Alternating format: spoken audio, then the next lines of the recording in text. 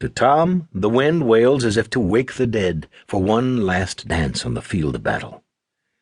Legends of old tell of the dead coming back to life as the winds of Nucor call them to defend at the time of Minta, the last battle. All races will bond together, joined by the red spirits of the dead, to fight a fierce foe.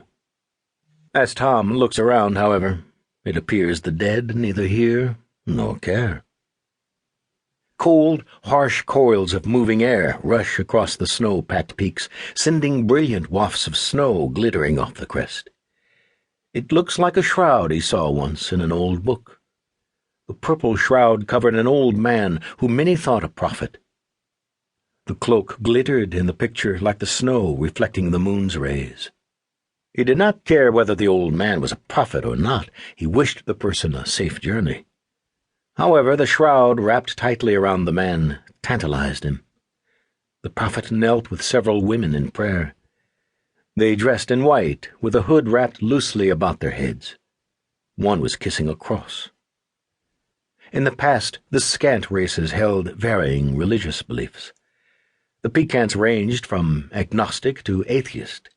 The Escant believed in a supreme being, and the Acants felt no one was superior to them.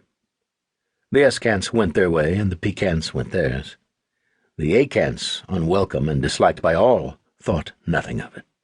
They cared very little if the Escants left, but made the Pecants stay. That is how it is on Nucor. Not much at all has changed.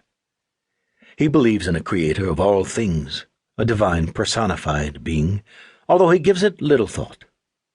Survival while living with the Acants seems to occupy most of his time. Where his beliefs came from he does not remember. Neither does he recall many things about his past. Like a maze of twisting corridors filled with dead ends or an endless hallway vanishing into obscurity, his attempts to remember his past fail. What he can remember seems vague and foggy, without any coherent connection to what or where. Some remembrances he can recall in detail. Welmac is one. He holds tight to everything about her. Her thoughts are pleasant, bringing him a warm heart and a quick smile. Still, his remembrances go back a few hundred years before they become obscured. Tragic, violent things.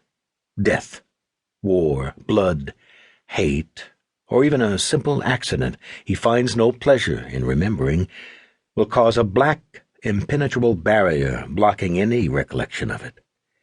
If he tries to remember them, or if his visions show him a related event, he passes out.